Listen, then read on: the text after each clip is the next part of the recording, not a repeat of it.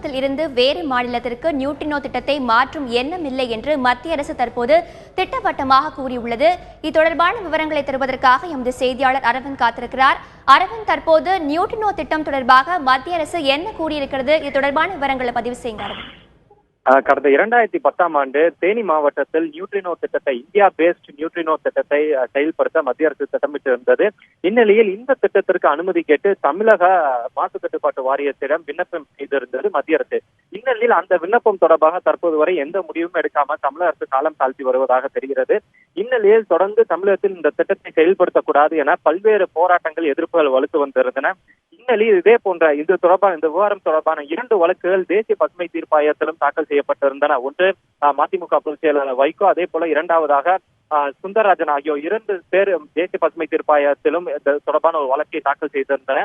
அதே போல சமீபத்தில் உயர்நீதிமன்ற கிளையானது இந்த திட்டத்தை தமிழகத்தில் செயல்படுத்தக்கூடாது, அதாவது மீண்டும் தமிழக அரசின் அனுமதி இல்லாமல் இந்த திட்டத்தை செயல்படுத்தக்கூடாது, தமிழக அரசின் மாசு கட்டுப்பாட்டு வாரியத்தின் அனுமதியை பெற்று மீண்டும் இந்த திட்டத்திற்கு மத்திய சுற்றுச்சூழல் வனவிலங்குத்துறை அமைச்சகம் மீண்டும் அனுமதி பெற்றால் மட்டுமே இந்த திட்டத்தை செயல்படுத்த முடியும் எனவும் சென்னை உயர்நீதிமன்றமானது உத்தரவை பிறப்பித்திருந்தது. இந்நிலையில் இது தொடர்பான ஒரு கேள்விக்கு இன்று பதிலளித்துள்ள மத்திய அமைச்சர் ஜிதேந்தர் சிங், இந்த திட்டத்தை தமிழகத்திலிருந்து வேறு இடத்துக்கு மாற்றுவதற்கான எந்த ஒரு எண்ணமும் மத்திய அரசுக்கு இல்லை என ஒரு மிக தெளிவான ஒரு எழுத்துப்பூர்வமான பதிலை இன்று அவர் மக்களவையில் தெரிவித்திருக்கிறார். அதாவது there is no proposal to shift the INO project from this place. அதாவது இந்த தமிழகத்தில் தற்போது தேனி மாவட்டத்தில் உள்ள அந்த திட்டத்தை அந்த இடத்திலிருந்து வேறு எந்த இடத்திற்கு மாற்றுவதற்கான எண்ணம் மத்திய அரசுக்கு இல்லை எனவும், அதே போல தமிழக அரசிடமிருந்து தமிழக அரசின் மாசு கட்டுப்பாட்டு வாரியத்திடமிருந்து இந்த திட்டத்திற்கான அனுமதி பெறுவதற்கான விண்ணப்பம் தொடர்ந்து நிலுவையில் இருப்பதாகவும், அதே போல சமீபத்தில் தமிழக அரசானது இந்த திட்டத்து தொடர்பாக ஒரு எக்ஸ்பர்ட், அதாவது வல்லுநர் குழுவை அமைத்திருப்பதாகவும், அந்த வல்லுநர் குழுவின் முடிவை எதிர்பார்த்திருப்பதாக அந்த பதிலில் மத்திய அமைச்சர் ஜிதேந்தர் சிங் தெரிவித்துள்ளார். அரவிந்த், ஏற்கனவே இந்த நியூட்ரினோ திட்டத்திற்கு பல்வேறு எதிர்ப்புகள் நிலை வந்த நிலையில மீண்டும் மத்திய அரசு இப்படி கூறியிருப்பதற்கான காரணம் என்ன அரவிந்த்?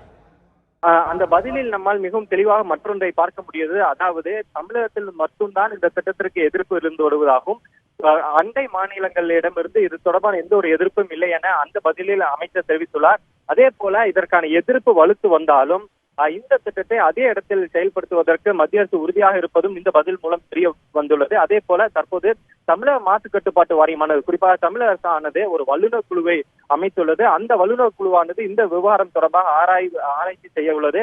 அதே போல இந்தியா பேஸ்ட் நியூட்ரினோ திட்டத்திற்கான ஆராய்ச்சியாளர்களும் சயின்டிஸ்டுகளும் அவர்களும் இந்த திட்டம் தொடர்பாக தமிழக அரசிடம் எடுத்துரைக்க இருப்பதாகவும், எனவே இந்த திட்டத்தை அதே இடத்தில் செயல்படுத்துவதற்கான முயற்சியில் தான் மத்திய அரசு இருக்கிறதாக தெரிகிறது. இந்நிலையில் தமிழகத்தின் மாசு கட்டுப்பாட்டு வாரியத்தின் அனுமதி பெற்றவுடன், அதே போல அந்த அனுமதியை பெற்றுக்கொண்டு தேசிய சுற்றுச்சூழல் ஆணையத்தின் அனுமதியும் பெற்றுக்கொண்டு இந்த திட்டத்தை செயல்படுத்தப்படும் எனவும் அந்த பதிலில் அமைச்சர் தெளிவாக குறிப்பிட்டுள்ளார். அரவிந்த், இப்போ அண்டை மாநிலத்தில் செயல்படுத்தப்பட்ட அதில் எந்தெந்த மாநிலங்கள் அடங்கும் அரவிந்த்?